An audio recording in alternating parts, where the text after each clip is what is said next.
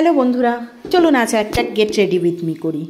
অনেক দিন রেডি হওয়া হয় না ঠিক মতো করে, তার কারণ আপনারা দেখেছেন ম্যাক্সিমাম ভিডিওতে আমি খুব ফাস্ট কাজ করি, টুকটাক এদিকে ওদিকে বেরোনোর যেটা থাকে সেটাতেও খুব নর্মাল রেডি হই। আজকে একটা জগদ্ধাত্রী পুজোয় নেমন্তন্ন আছে, তাই জন্য ভাবলাম আপনাদের সাথে একটু শেয়ার করি।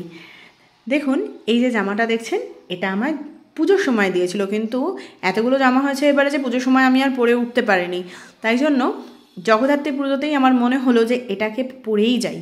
বেশ সুন্দর। প্রথম ভাবছিলাম যে কী জানি জামাটা কীরকম হবে, আমি ঠিক বুঝতে পারছিলাম না। তারপরে দেখলাম পরার পরে বেশ সুন্দরই দেখতে লাগছে। কিন্তু আজকের বিষয় ঠিক এই জামাটা নয়, আজকের বিষয়টা একটু ডিফারেন্ট। আর সেটা হলো, আজকে আমি কি মাখবো। দেখুন, আমি রেডি হচ্ছি, তার মধ্যে সৌরভও চলে এসেছে রেডি হতে, দুজনে মিলে একসাথে। দেখছি আমি ভিডিও করছি, তার মধ্যেও ও তাড়াহুড়ো করছে। আজকের বিষয়টা হলো যে আমি স্কিন কেয়ার করি কিভাবে। আমি প্রত্যেক দিন সেম রুটিনেই স্কিন কেয়ার করি। যারা বহুদিন ধরে আমার সঙ্গে আছেন তারা দেখতে পাবেন যে আমার কিন্তু স্কিন কেয়ারের রুটিনের কোনো পরিবর্তন নেই। আমি প্রথম থেকে যে টোনারটা ইউজ করে আসছি সেই টোনারটাই আমি ইউজ করছি এখনও। আর যে সানস্ক্রিনটা ইউজ করছিলাম সেই সানস্ক্রিনটাই ইউজ করছি, যে ময়েশ্চারাইজারটা ইউজ করছিলাম সেটাই ইউজ করছি। আমি পরিবর্তন করি না, কারণ আমি যে জিনিসগুলো ব্যবহার করি আমার মনে হয় যে এই জিনিসগুলো শুধুমাত্র আমার স্কিনের জন্য নয়, সকলের জন্যই উপকারী। তার কারণ পুরোপুরি ন্যাচারালভাবে তৈরি আমার এই প্রোডাক্টগুলো। দেখুন, আমি আপনাদের সামনেই এইটা যেটা মাখছি এটা কিন্তু একটা সানস্ক্রিন। এবারে আপনাদের মনে হতেই পারে যে যাব সন্ধেবেলায় অনুষ্ঠান বাড়িতে, অথচ এখন আমি সানস্ক্রিন কেন মাখছি।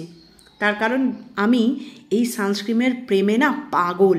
তার কারণ এটা শুধুমাত্র একটা সানস্ক্রিন নয়, তার সাথে কিন্তু এটা আমাকে একটা খুব সুন্দর মেকআপ লুকও দিতে পারে।